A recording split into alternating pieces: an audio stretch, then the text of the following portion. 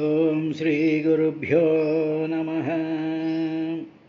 విశ్వాత్ముడు విశ్వేశుడు విశ్వమయుండు అఖిల నేత విష్ణుండు అజుడీ విశ్వములో తానుండును విశ్వము తనలోన చాలా వెలుగుచునుండున్.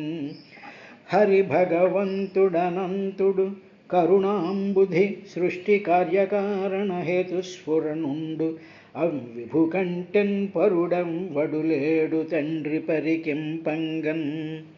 పరమాత్ముండు అజుడు ఈ జగంబు ప్రతికల్పంబుందు కల్పించు తా పరిరక్షించున్ త్రుంచు అట్టి అనగున్ బ్రహ్మాత్ము నిత్యున్ జగద్భరితిన్ కేవలు అద్వితీయుని విశుద్ధ జ్ఞాను సర్వాత్మనీశ్వరు ఆద్యంత విహీను నిర్గుణుని శశ్వన్మూర్తి చింతించదన్.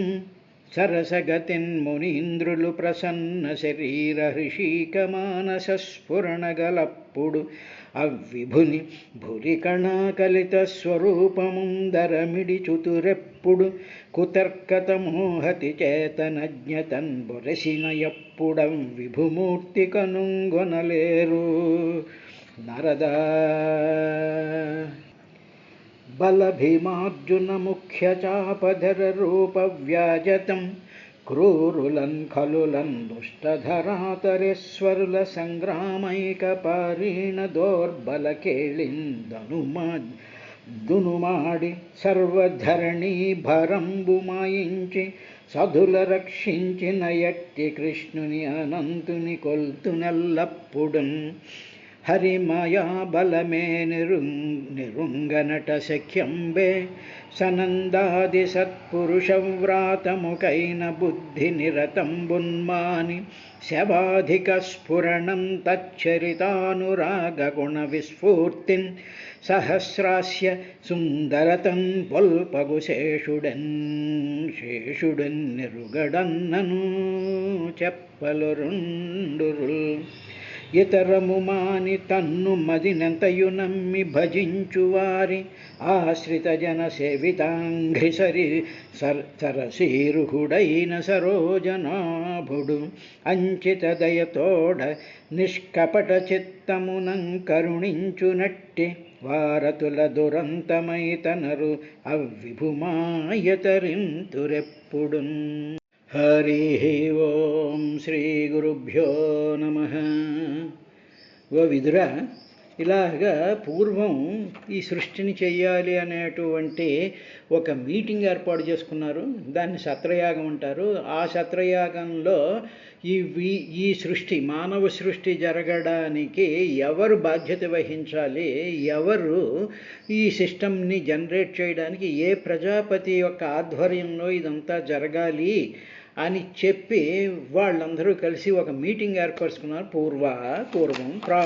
పూర్వం వాళ్ళంతా కూడా ఇది చేశారయ్యా. దానికేమో దేవతలు వచ్చారు, మునులు వచ్చారు, ఋషులు వచ్చారు, ప్రజాపతులు వచ్చారు, వీళ్ళందరూ వచ్చారు. ఒక బ్రహ్మాండమైనటువంటి కాంగ్రగేషన్ ఒకటి జరిగింది. దానికి హెడ్గా దక్ష ప్రజాపతిని నియమించుకున్నారు. ఆయన ఆధ్వర్యంలో ఇవన్నీ జరగాలి అనేటువంటిది ఒక డిసైడ్ చేశారు. కాబట్టి దానికి సాక్షాత్తు బ్రహ్మదేవుడు కూడా వచ్చాడు, తర్వాత శివుడు కూడా వచ్చాడు, మిగతా వాళ్ళందరూ కూడా ఉన్నారు. అంతేమిటి, the participants to carry out the project of the creation, అదనమాట. అటువంటి పరిస్థితిలో వీళ్ళందరూ కూర్చున్నారు. ఇంకా అధ్యక్షులు వారు రావాలి. తత్ర ప్రవిష్టమృషయో దృష్ట్వా అర్కమివ రూచిషా భ్రజమానం వితిమిరం కుర్వంతం తన్మహత్సదః. మహత్తరమైనటువంటి ఆ సదస్సులో ఆ సభలోకి ఈయన దక్ష ప్రజాపతి వస్తున్నాడు. వస్తూ ఉండేటప్పుడు ఎలా ఉందంటే రోచిషా తత్.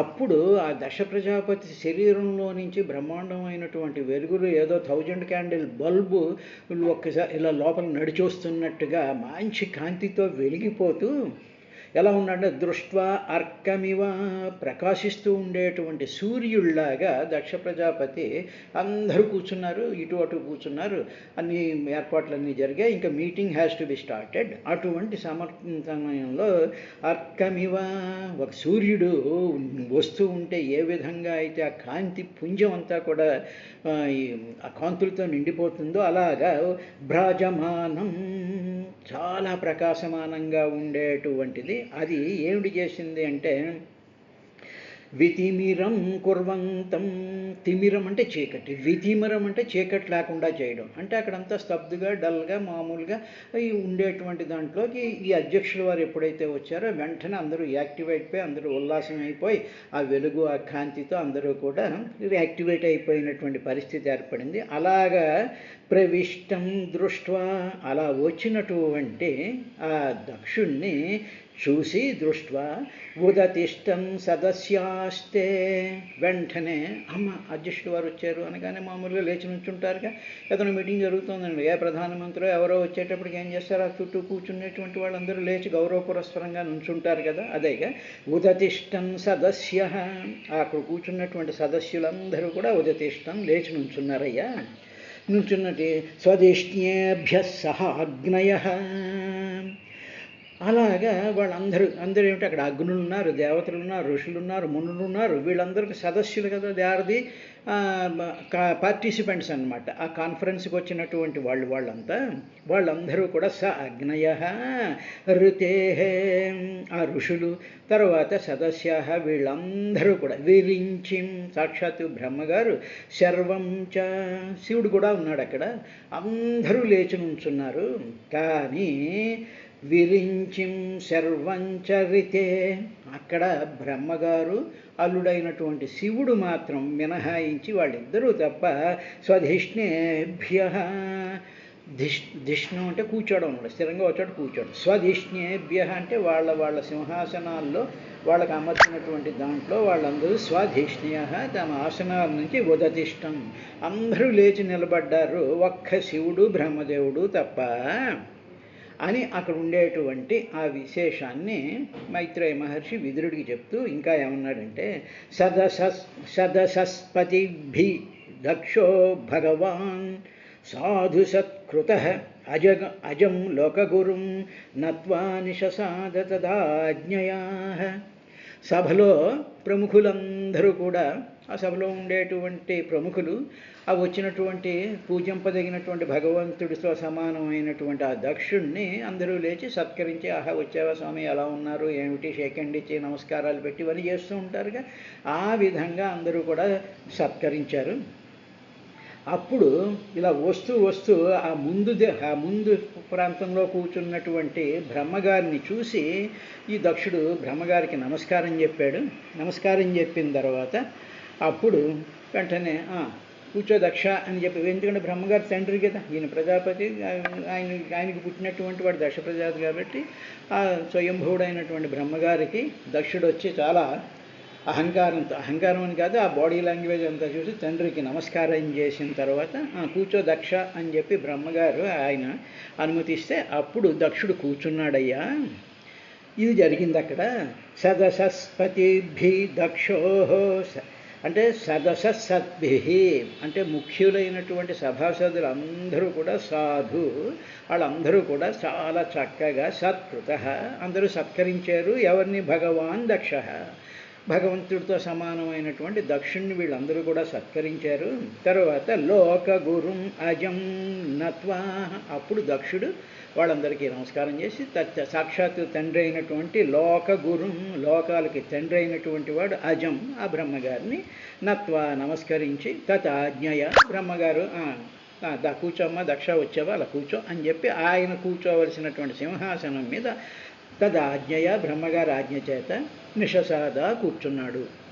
ఇది అక్కడ ఆ మొట్టమొదటి జరిగింది. ఆ పక్కన శివుడు గారు ఉన్నారుగా. ప్రాంగ్ నిషణ్ణం మృడం దృష్ట్వా న అమృష్యత్తదానాదృత ఉవాచ వామం చక్షుర్భ్యాం అభివీక్ష్యత హన్నివా.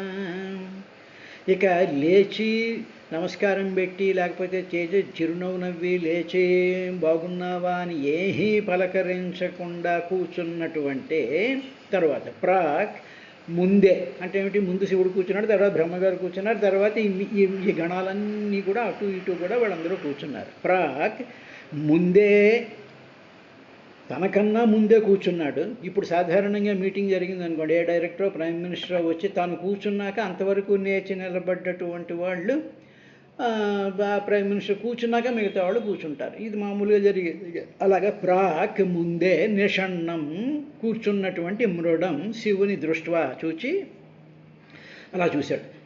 లేవను లేదు, లేవకుండా కనీసం పలకరించను లేదు, అసలు చిరునవ్వు కూడా ఏమీ లేదు. అలాగ మామూలుగా కూర్చున్నాడు. తనంతట తన మానాన్ని తను అలా కూర్చున్నటువంటి తత్ అనాదృత దాని చేత ఈ దక్షుడికి తనని అనాదరం చేశాడు అనేటువంటి ఒక భావం ఆయనలో కలిగి నా అమృష్యత్ సహించలేకపోయాడు. అంటే ఏమిటి, బ్రహ్మగారు కూడా పలకరించారు, బ్రహ్మగారికి నమస్కారం పెడితే నా కూర్చోవయ్యా దక్ష, బాగా వచ్చావు కుర్రాడా అని చెప్పేసేసి బ్రహ్మగారు చేశారు. ఈయన ఉలుకు లేదు పలుకు లేదు, అలా కూర్చుని ఉన్నాడు, లేవను కూడా లేవలేదు అనేటువంటిది తనని అనాదరం చేస్తున్నారు అని అనాదృత తనను అనాదరం చేస్తున్నాడు అని చెప్పి నా అమృష్యత సహించలేకపోయాడు దక్షుడు విదురా.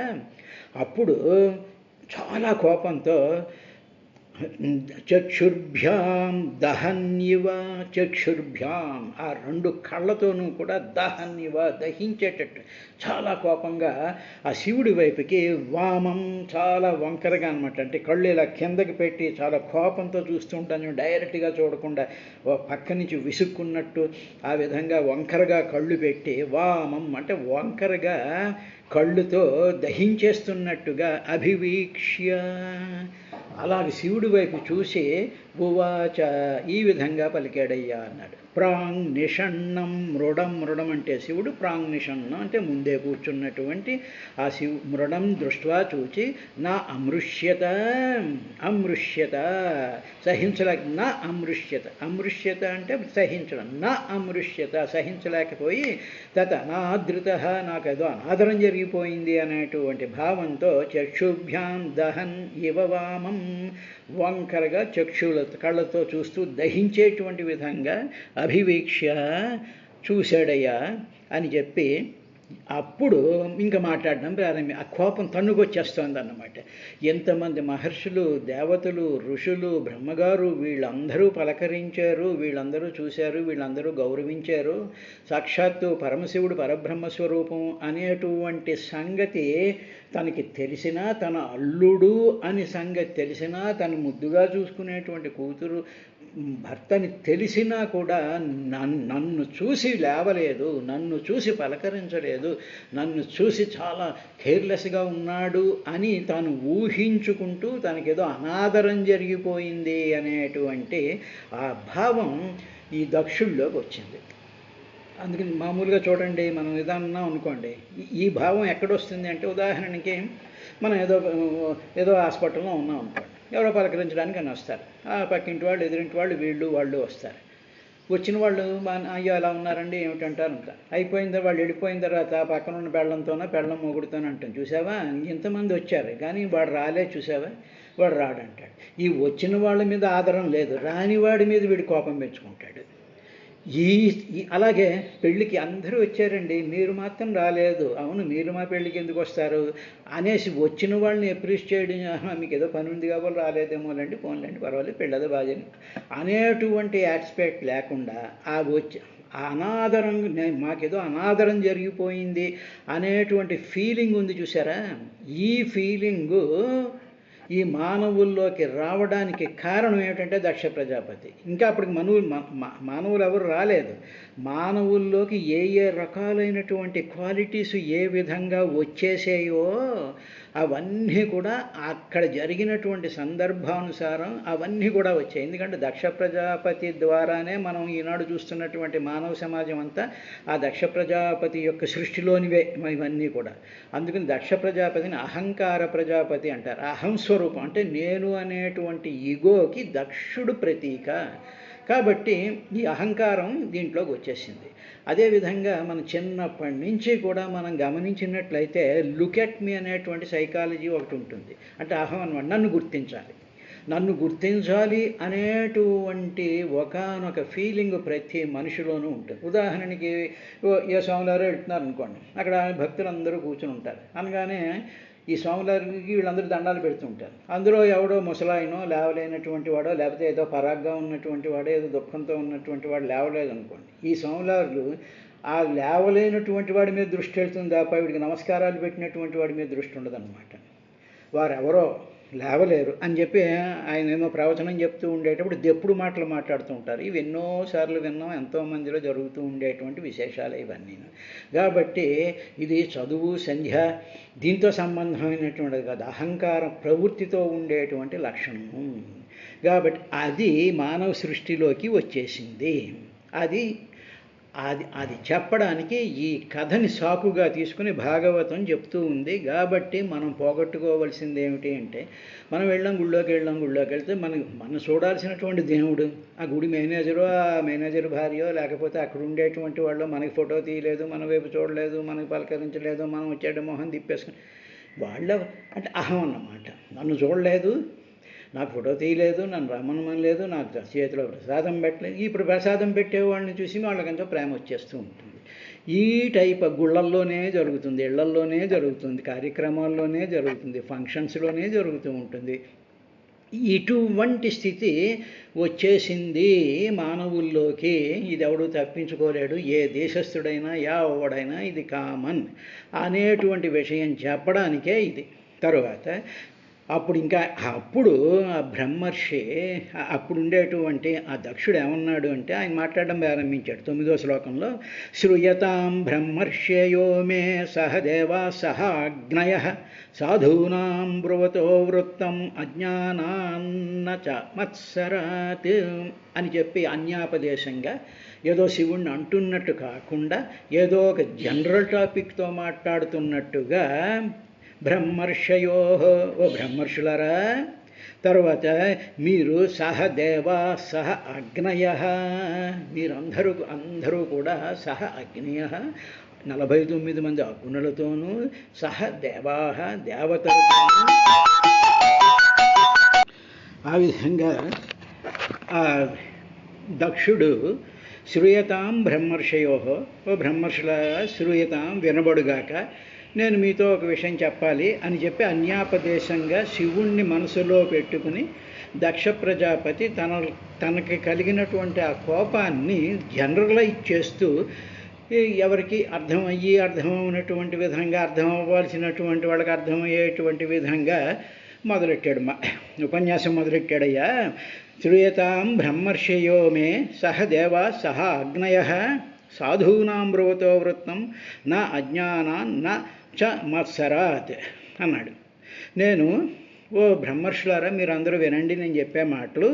నేను ఏమీ కూడా ఈ చెప్పబోయేటువంటి విషయాలన్నీ కూడా నేను అజ్ఞానంతో కానీ మత్సరంతో కానీ నేనేం చెప్పటం లేదు అని తనలో ఉండేటువంటి భావాన్ని పైకి చెప్పేస్తున్నాడు. నేనేం మత్సరంతో మాట్లాడటం లేదు, మాట్లాడుతున్నదే మత్సరంతో మాట్లాడుతున్నాడు. శివుడు అనాదరం చేసేసాడు, ముందు కూర్చున్నాడు లేవలేదు అనేటువంటి ఒక అహం స్వభావం మనసులో పెట్టుకుని పైకంటే నేను మామూలుగా మనం కూడా అలాగే మాట్లాడుతున్నా.